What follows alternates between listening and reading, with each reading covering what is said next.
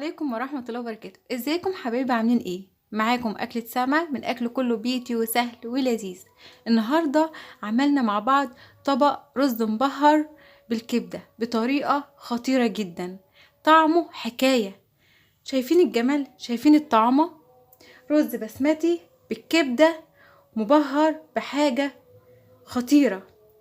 طبق مش هياخد منك وقت، سريع جدا واقتصادي، مش هيكلفك اي حاجة. تقدري ان انت تعمليه في عزومات رمضان او في اي وقت، سريع وبسيط معاكي قوي. يلا نشوف عملناه مع بعض ازاي. يلا نشوف المكونات وطريقة التحضير. ومكوناتنا عبارة عن كوبايتين رز بسمتي مغسول ومتصفي كويس، عندنا نص كيلو كبدة متقطعة شرايح او مربعات، بصلاية مفرومة ناعم، قرن فلفل مفروم، عندنا ليمونة، 3 فصوص توم، عندي كمان قرفة خشب، مكعب مرقة، عندي كوبيبة صيني، قرنفل، وبهاراتنا معلقة ونص ملح صغيرين، ربع معلقة كمون، نص معلقة فلفل اسمر، معلقتين صغيرين كاري، عندي كمان معلقة صغيرة بهارات فراخ، وعندنا للتزيين نص كوباية زبيب. هي دي مكوناتنا، بسيطة وسهلة ومفيش اسهل من كده. يلا نبدأ بطريقة التحضير.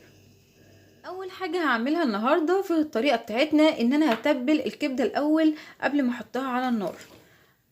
هتبل كبدتنا الاول، بسم الله الرحمن الرحيم. اول حاجة هعملها هنزل بالثوم المفروم، بسم الله، على الكبدة بالشكل ده.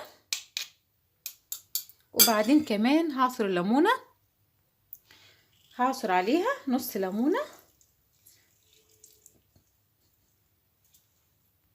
وكمان انزل عندي بنص معلقة ملح،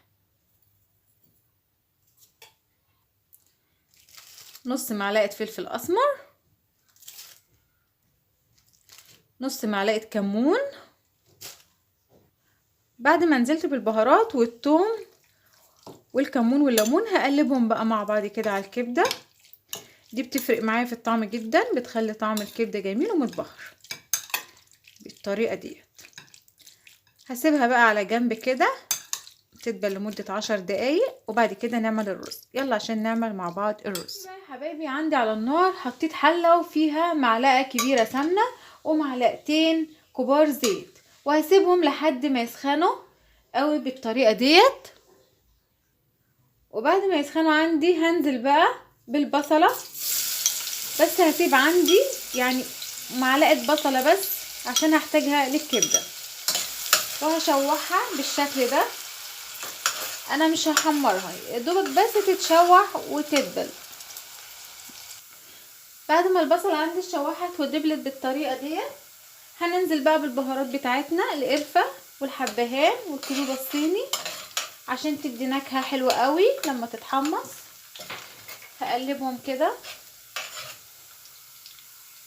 هنزل بالبهارات بتاعتنا، بسم الله الرحمن الرحيم كده،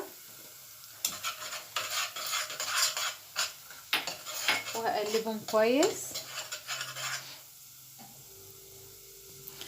بعد كده هنزل بالفلفل، وزي ما قلت برضو هسيب منه معلقة زي البصل، وهقلبهم مع بعض. ما شاء الله على ريحة التوابل جميلة جدا.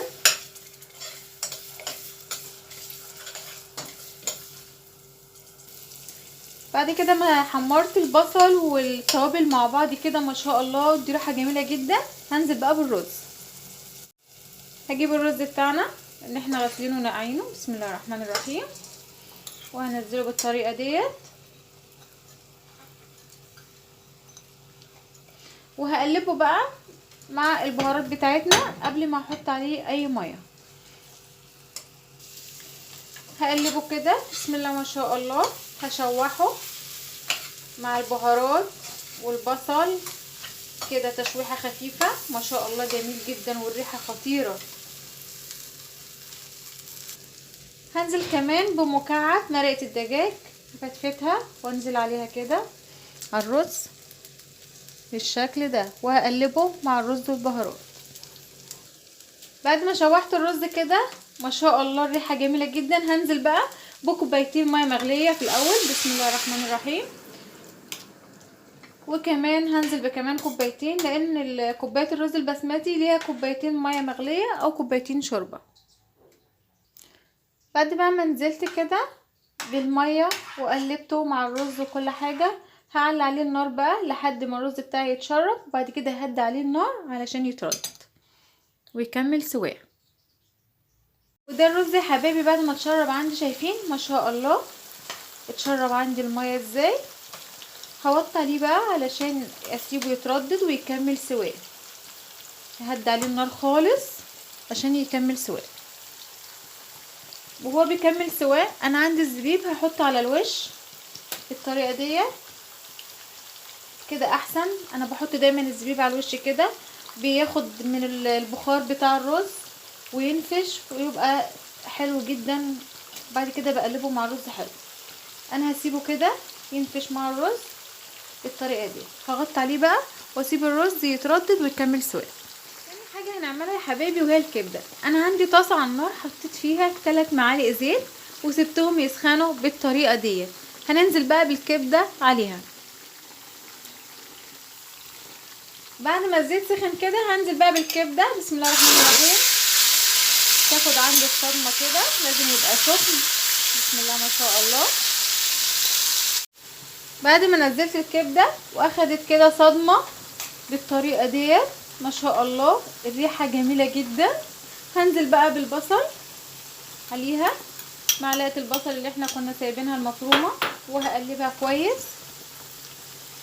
بعد ما نزلنا بالبصل هننزل كمان بالفلفل ونقلبهم مع بعض ونسيبها لمدة 5 دقايق الكبدة كده على نار هادية لحد ما تستوي.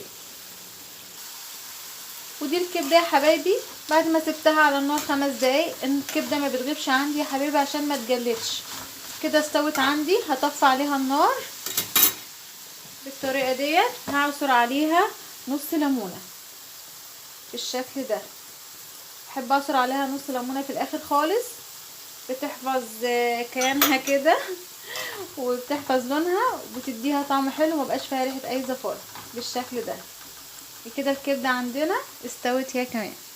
الرز يا حبايبي البسمتي بالبهارات بعد ما استوى، شايفينه انا حطيت الزبيب ازاي عليه نفش ازاي وما شاء الله بقى طري. هقلب بقى كله مع بعضه كده. بسم الله الرحمن الرحيم. ما شاء الله على الريحه جميله جدا، ولا شايفين اللون تحفه، حاجه كده خطيره. هقلبه وكده بقى طبق النهارده عندنا بقى جاهز. يلا نغرفه. ده كان الطبق بتاعنا يا حبايبي، رز بسمتي مبهر بالكبده بطريقه جباره، حاجه من الاخر جنان. شايفين الطعم، شايفين الجمال. طبق على سفرتك في رمضان، حاجه حكايه، مش هيكلفك اي حاجه. طبق بسيط اقتصادي وطعمه من الاخر لذيذ جدا. رز بالكبدة بطريقة بسيطة ولذيذة جدا جدا. جربوه من أكل السما. والسلام عليكم ورحمة الله وبركاته.